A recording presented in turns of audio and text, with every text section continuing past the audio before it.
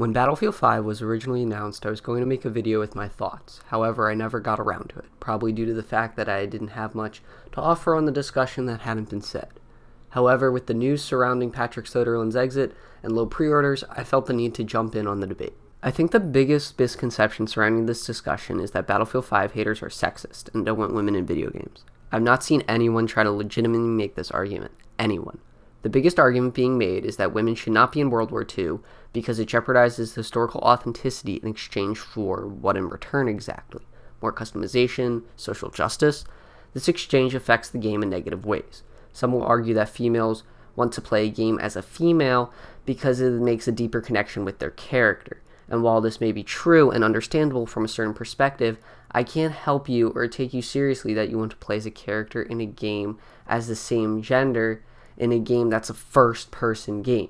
You can't even see the character you're controlling, so why does it even really matter? You don't see me complain that I can't play as a man in Tomb Raider. I don't avoid playing as female heroes in Overwatch, so why do females need a female option in a historically grounded first-person shooter? Do they not play Uncharted or Doom or The Witcher because they have to play as a character with a dick? This is why I don't understand this argument. Sometimes you play as a female in games and sometimes you play as a male. Sometimes it makes sense, sometimes it doesn't. Sometimes you have the option to do either or in games like Mass Effect, but that isn't always the case, and the option to play as a female really doesn't make sense in a grounded World War II experience. Probably the largest argument as to why females should be in the game is that Battlefield is not historically accurate or realistic. When you die, you respawn. Not all the weapons in Battlefield 1 were actually used in the First World War. Look, you can jump on the back of a horse in multiplayer with a flamethrower. However, this is where you need to draw the line between realistic and immersive. Battlefield has never been realistic or ever will be. It's never pretended to be. You can jump out of a helicopter and land on a skyscraper, and you can strap C4 to a Jeep and ram it into an enemy tank. But it's always been immersive. I'm not going to do that faggy thing where I talk about how much Battlefield has made me appreciate what soldiers go through on the front lines and how humbling an experience it is. It's an action game, and it doesn't represent real combat in any way. However, I think I need to pull out an old B. Dobbins quote on this one. He said back in the day that Battlefield was like Black Hawk Down, where it was like an extremely hyperbolized war situation, and while it could technically happen, it was a 1 in a trillion situation. But Black Hawk Down is still a very immersive experience. Let's go back to Battlefield 1 for a second. Its yells and screams of pain, the bang of gunfire, and the explosions all around you in war-torn streets. It really draws you in. All the uniforms and weapons look time-specific. This is the key point. Just because a weapon was only used 3 times, or this weapon was only used by the Germans, and this one was only used by the British, and you can use them on both sides, doesn't detract from the immersion because I'm not a World War I arms expert. I didn't know Insert Gun X was only a prototype at the time because it looks, sounds, and feels like something that could have existed at the time. We know that women didn't fight on the front lines with the British. I know that people didn't storm the beaches of Normandy with katanas and ceremonial war paint. And don't even try the, well, women did fight on the front lines argument because they didn't fight with the British or Germans or Americans. Just because they fought as some snipers with the Russians or in rare non-combat situations with the Americans and British doesn't mean that they need to be on the frontline troops in this game. Just have some respect for yourself and please at least try to use a different argument. I think that argument has been poked holes enough many a times, and I don't really feel the need to spend too much time on that one. Also, something like respawning is necessary and an understood part of multiplayer gaming that allows players to not have to find a new lobby every time they die. Also, respawning is supposed to represent taking on the new role of another soldier, not your soldier coming back to life. I never really understood why people don't really understand that. Also, no one complained when women were included in games like Rainbow Six Siege or Overwatch, or games like modern, near-future settings like Call of Duty Ghosts. Why?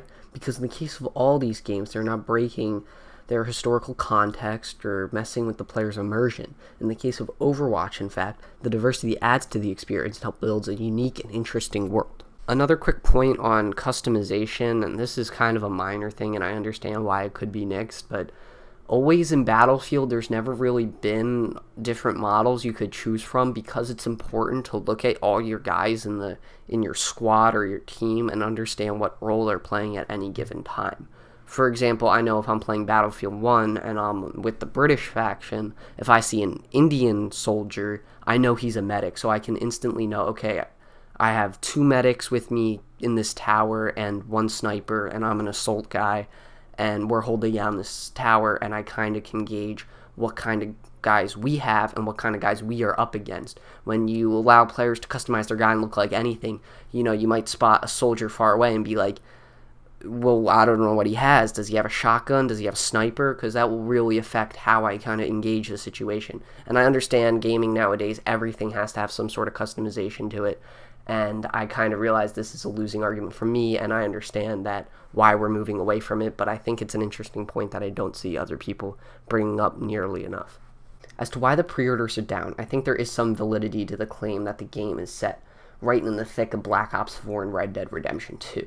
However, I think Angry Joe attempting to paint Red Dead Redemption 2 as GTA 6 is a little disingenuous. The casual consumer that just goes to the store, GameStop, and buys a game they have heard a lot about probably doesn't know what Rockstar is, let alone that they make both GTA and Red Dead Redemption.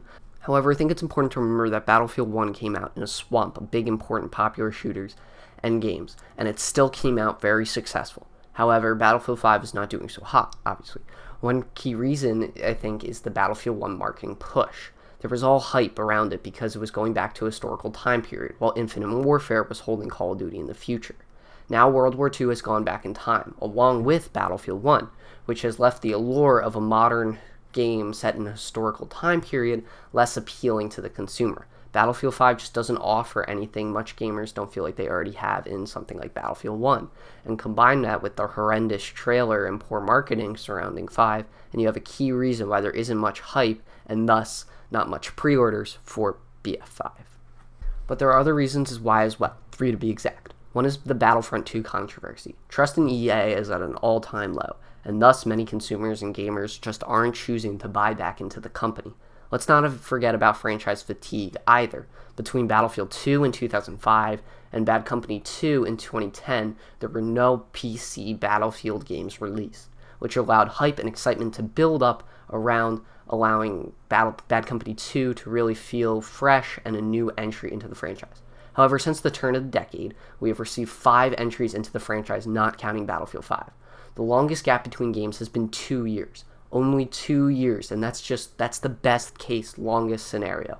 No wonder gamers are tired of Battlefield, especially after Hardline kind of flopped and Battlefield 1 was disappointing. People just aren't going to buy back into the same franchise for a 6th time in 8 years. Call of Duty and Madden get away with it every year because they're ingrained in the casual culture. Casuals buy these games every year.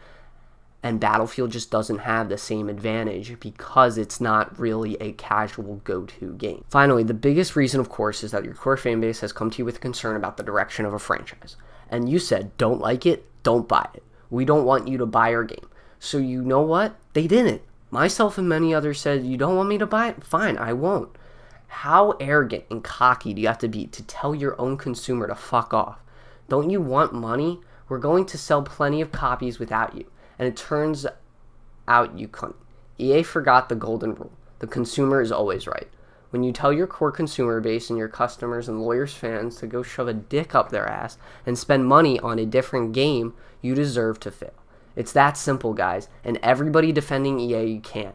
You can't do what EA did and get away with it, so please stop defending. In conclusion, EA made a stupid decision to nix historical authenticity and immersion in Battlefield 5, and they compounded their mistake with pride.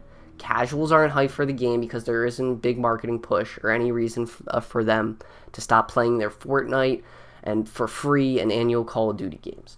The hardcore fan base of Battlefield got spit in their faces and screwed, and the traditional community involved gamer has no love or trust for EA and thus is not buying as well. So is anyone surprised that the pre-orders are really that low?